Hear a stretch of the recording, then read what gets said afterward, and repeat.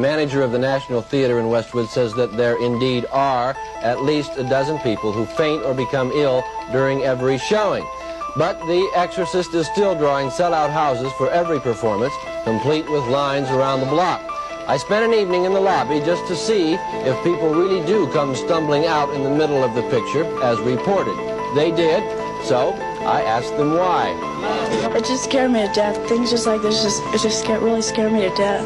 I fainted like 10 minutes after the first beginning of the movie. And I walked out. I think it's disgusting. What?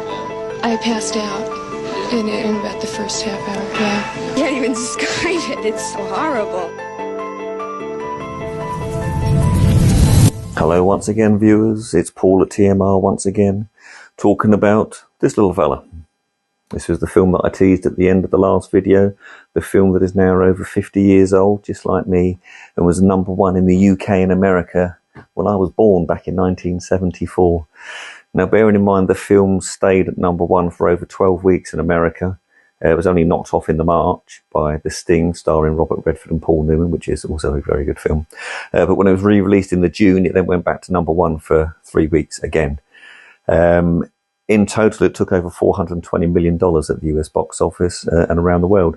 And if you translate that to today's figures, that's about $2.9 billion. So in my mind, that makes it a blockbuster, which makes me laugh because everyone says the first blockbuster that ever came out was Jaws, because people were queuing around the block to watch Jaws back in 1975. But if you went back 13, 14 months to the previous year in 1974, people were doing the same for The Exorcist. Word of mouth spread like wildfire. People were leaving the screens. They were being sick. People were going into ambulances. They were being taken away. They were passing out in the screen. That's how big an impact this film had on the industry. It was the first horror film to ever be nominated for an Academy Award. 9 it was nominated for, winning 2 for Best Sound and Best Adapted Screenplay, which came from the book by William Peter Blatty.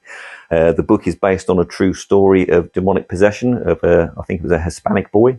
But in the film, it's based around the possession of a young girl called Regan, played by Linda Blair. Now, her mum was played by Ellen Burstyn. Linda Blair. You also had Jason Miller playing Father Karras. You had Max von Sydow playing Father Merrin, and you had William O'Malley, who comes in right at the end of the film as Father Karras's brother-in-arms, if you like, as Father Dyer. Now, the film is all about the possession of the girl. That's what it is, and the special effects at the time were absolutely jaw-dropping because, of course, they're all practical special effects. There's no CGI back in 1974. It's all practical stuff. And some of the effects of this lent to there being accidents on set. So, for example, in the scene where Linda Blair is being thrown around on the bed, wearing her, it's like a hoist and pulley system, she ended up fracturing her spine.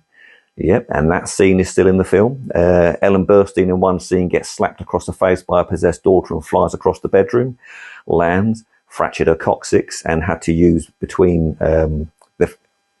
plays on the film, between shoots, she was on crutches for the rest of the film. And then right at the very end of the film, for a practical effect, when Father Dyer is consoling Father Karras at the end of the film with tears rolling down his face. The reason he's got tears rolling down his face is just because before the scene, when William Friedkin, the director, said action, he slapped William O'Malley around the face as hard as he could and then shoved him in front of the camera to get the practical effect of the man crying. That's what the 70s were all about, ladies and gentlemen. None of this Ponzi CGI special effects that we have now. It's all practical stuff back then. So, as I said, the film itself is brilliant. It is my favourite horror film of all time and holds a special place in my heart because for a while I couldn't actually watch it. Back in the 80s, this was one of the nasty films that was banned along with like Texas Chainsaw Massacre and some of the zombie films. Video nasties, as they were called back then. And it was only when the BBFC actually allowed it to be re-released there back in the 90s that you could actually then buy copies, as I did, 25th anniversary copy. And that's the thing, back then in the 70s, some of the practical effects they couldn't put in the film because they were bad. So there's a scene from the 25th anniversary model onwards, I think it is, you'll see where Regan walks down the stairs with like a crab walk, where she's walking sort of like backwards down the stairs on her hands and feet. They couldn't put that in the original film because you could see the cables coming down, holding her upright. But of course, over the years, CGI's got better. They managed to erase the cables. You can now actually see her doing a spider walk down the stairs. But of course, back then, couldn't do it. You could see the wires. It didn't look very good. And other things as well. So the demon is called, well, Regan names him Captain Howdy.